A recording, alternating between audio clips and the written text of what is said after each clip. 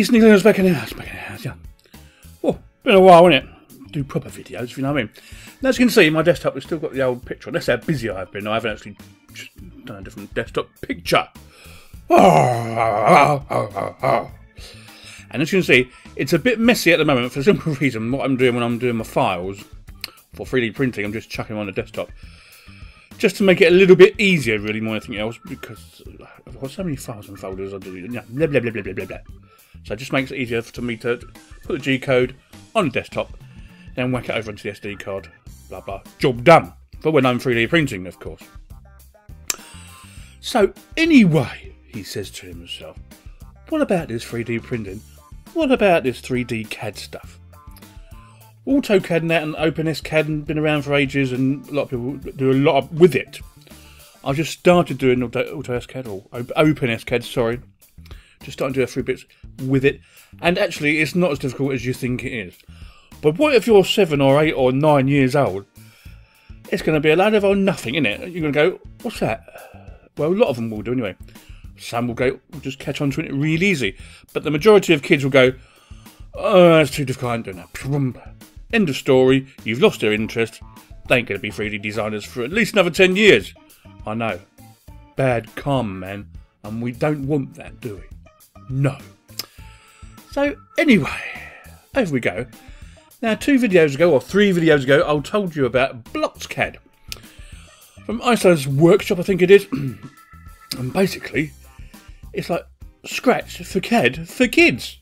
And I thought, fantastico. Let's have a look at that. So what I'm going to do, I'm going to have a quick look with you today.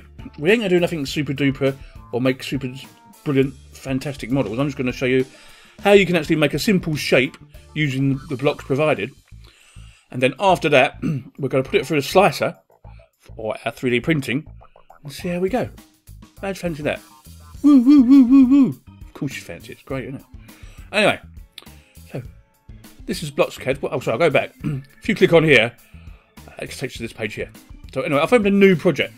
Now, we want to do a 3D shape, don't we? We're not going to do anything super duper or anything like that. No, no, no, no. We're just going to take skimples. Okay. So, there's our 3D shapes. What we got? Well, you know what? I think I'm going to try this torus for the first one. So we'll have that. Okay, we'll put him there. Torus, radius of 4, second radius is 2, size 8, and face is 16. Now, if we render that, that's what it comes out like. A bit small, isn't it? It's a bit tiny.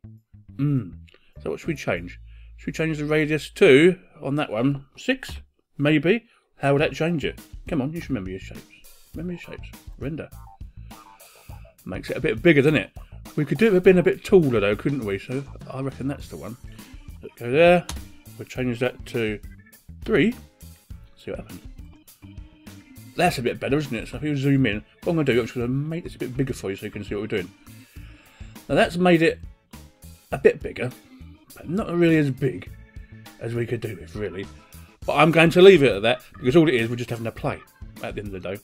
We're not doing anything super duper, etc. Now, I think I might want to add another shape to that. What should we do? A sphere, they cry. Okay, we'll have a sphere. I'm going to put a sphere there. Now remember, when you're using all these other options, you can all link them together for your maths and logic. But I might do that again in another video in a couple of weeks' time, because there's lots to do. But I just wanted to show you how it basically works, so you can go and have a play with it. Because it's free, it's actually on GitHub. So anyway, there's our sphere. It's got a radius of 10. So what, I'm going to make that a radius of 16. So that'd be quite large. And we're going to render that. Look at that.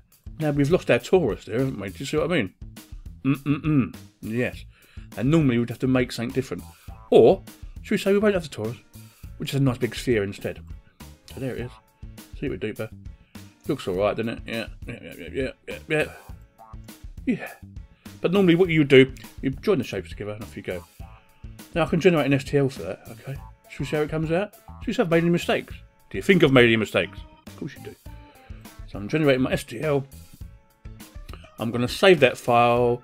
Well, where should I save it to? Ooh, I don't know. I forgot where I saved it to, actually. Let's have a look. Oh, yeah, I do. Open folder containing. Okay, open that. Oh, it's going to be download. Okay, Untitled 1. Okay, that'd be alright. Okay, so that's what we've done. Right, I'm going to go straight to our slicing software now, which is Simplify 3D, and we're going to import that sphere. So there's our Untitled STL1. Open it. Oh, and that tiny! Look! And that's how it looks on the printing surface. Now that is quite small. Now I can make that bigger, but it will make it more unstable also. So I double click that. And I rescale that to 120%. Done. That's a bit bigger now, look. So if I zoom in, there it is. Now how would that print, do you think, and how long would that take to print? Who knows, they said to themselves. So I'll click it again. And it's not very big, is it? Look, it's 38 by 40. It's tiny, tiny, tiny, but hey, we're having a play. Who cares?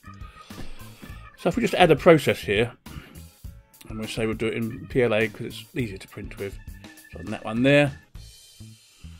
Now I think we're going to have a raft here to support it. Okay. So I'll click Auto Raft. It will automatically generate the raft for me. So if I click OK, and we're prepared to print. Oh, I've got two presses. I didn't realise that. Okay, we'll cancel that a minute. See that one there? See that? Process 2. Prepared to print. Right, and that is how it will print. And I'm going to zoom in a bit more for you. We'll come all the way out here. Can you see all the support it's got? I'm coming up the sides now. As we go up, these things here, I'll show you, and it will actually support it as it's growing. Now I tried one the other night, quite a small one, but I'd done it on fast, right? It was too fast for it, basically. Too fast and too small, and it started to slop down one side, which is not very good. No, not.